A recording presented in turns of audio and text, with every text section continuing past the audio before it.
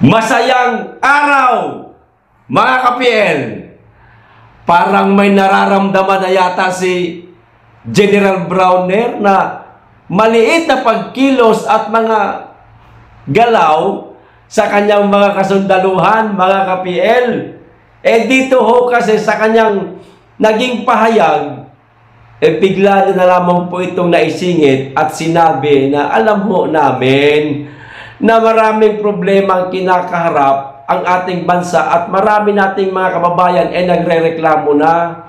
Hindi ho solusyon ang military junta o kudita, kundi gamitin daw mga kababayan ng maayos ang eleksyon. What? Gamitin ang eleksyon? Kung si Ate Nene nga na naglalakas loob na labanan si Tambaloslos, bigla-bigla na lang tinanggal ang pangalan sa balota.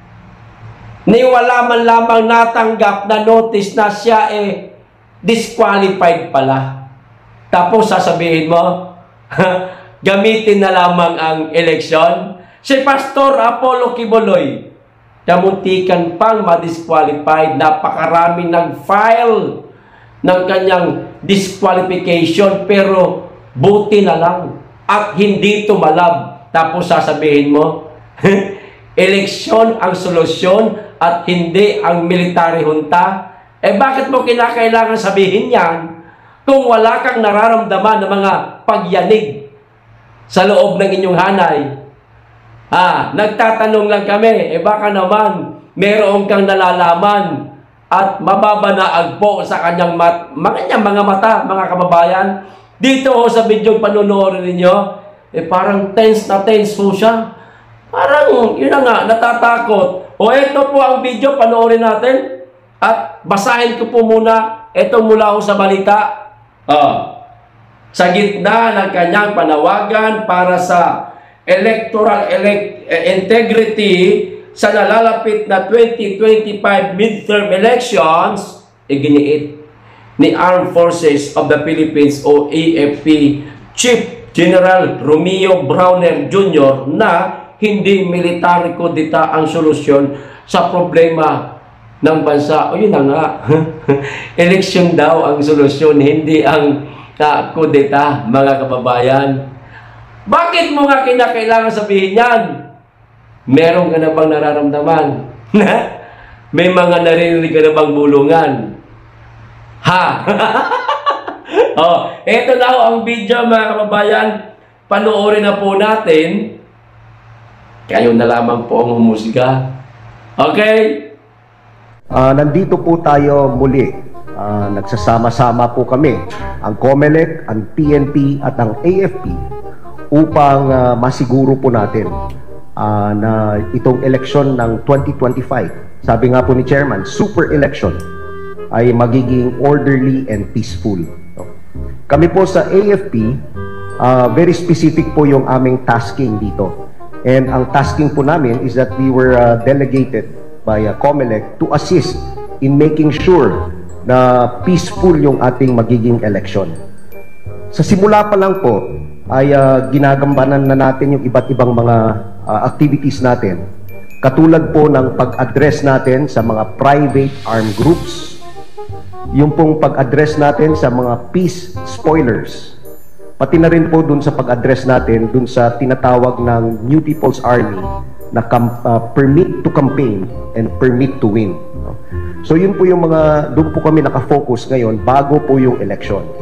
During the election, ang mga tasking po namin sa COMELEC ay yung pag-deploy ng aming tropa and assets for election duties. We will also support the election through the Joint Security Control Centers. And then, we will assist COMELEC in ensuring the safe transport of election materials and the protection of election personnel. So yun po yung mga tasking namin. We will be doing this in conjunction, of course, with our partners, the Philippine National Police, under the supervision and direction of COMELEC. So COMELEC po ang siyang magbibigay ng utos po sa amin. Now, isa lang po ang panawagan ko sa ating mga kababayan. Gamitin po natin itong eleksyon upang mailabas yung nasa damdamin natin by voting the right people in the right positions. No? Kasi nga po, maraming nagko-complain ngayon. Naririnig naman po natin na maraming mga complaints. Maraming problema ang ating bayan. Ang iba po, ang iniisip nila na solusyon ay magkaroon ng military coup d'etat or military junta.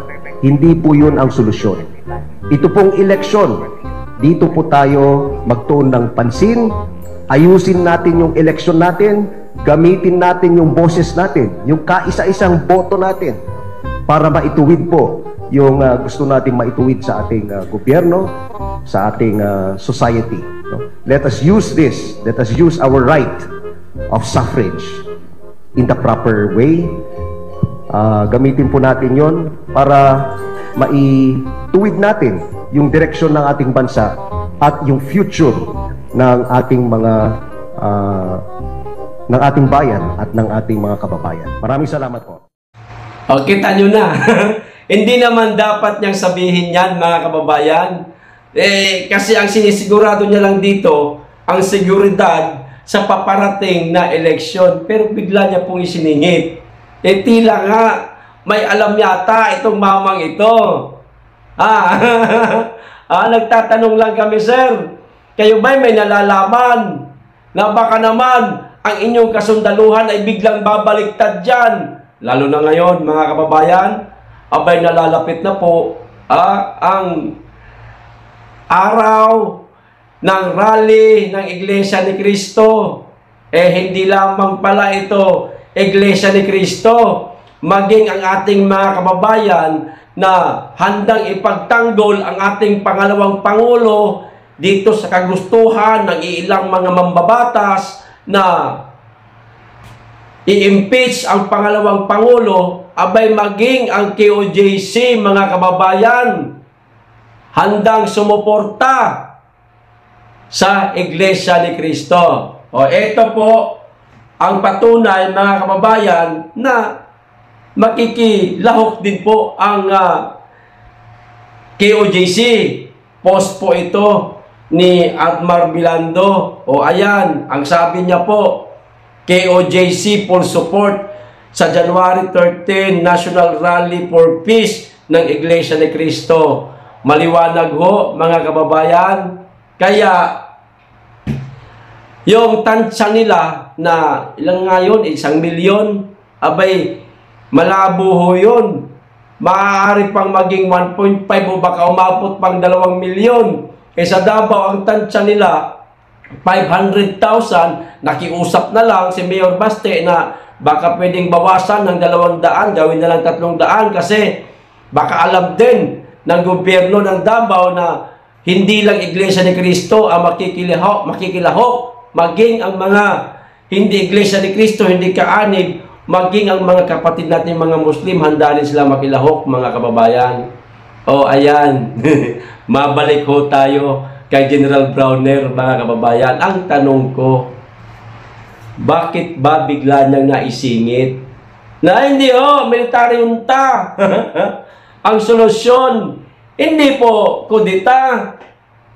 Eleksyon lang. Huwag kayo magkudeta. Parang awa nyo na. Madadagukan ako ni Kokak. Mapapahiya ako. Baka sabihin nila, hindi sila o hindi kayo nakikinig sa akin. Huwag kayong magkudita. Magpakawa ka muna. Lumuhod ka muna sa mga tropa mo. Please. Huwag kayong magkudita. Ganon. Diba? Hindi naman dapat sabihin yan Bigla niyang isiningit, mga kababayan. Kaya tuloy, hindi ho natin maiwasan na, teka, bakit niya na sabi ito? Di ba? Kahit kayo naman siguro, mga kababayan, mag-iisip ng ganun Di ba? Nakakapagtaka lang, nakakaduda lang.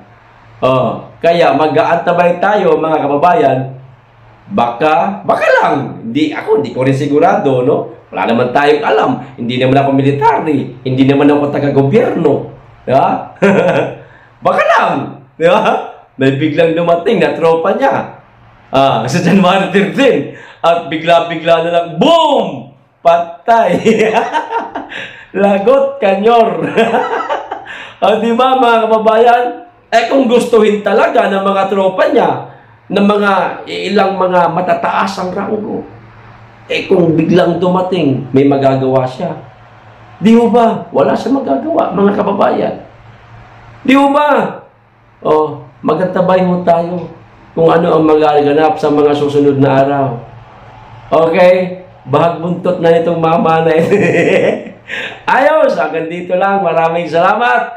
Mag-iingat kayo lagi at higit sa lahat, mahalin natin ang Pilipinas.